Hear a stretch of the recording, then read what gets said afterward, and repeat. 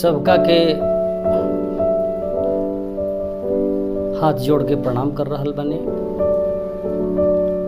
अरौरा सभे के सेवा में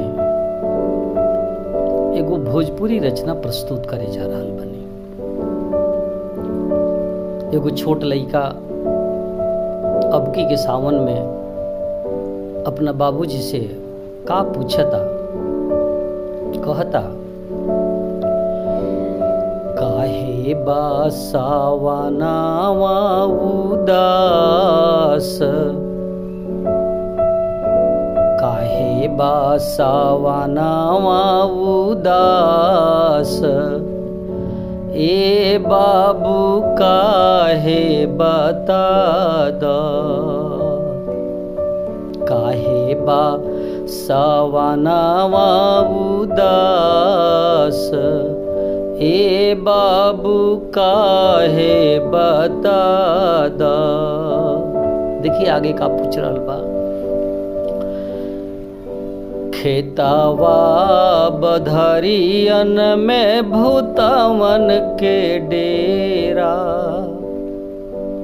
खेतवा बधरियन में भूतवन के डेरा, चिरई चुरुंगवन के उजरल बसेरा, बदरी नए कहूँ आकाश, ए बाबू काहे बता द, काहे बा सावनावा उदास, ए बाबू काहे बता द। देखिए आगे का पूछता।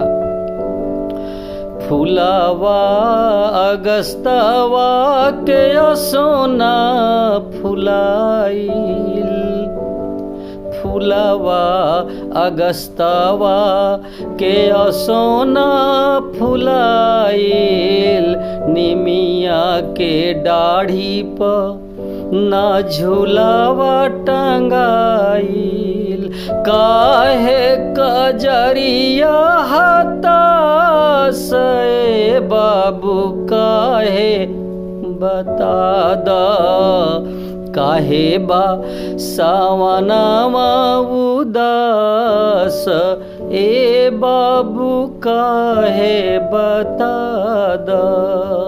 अंतिम मंत्र देखल जाओ।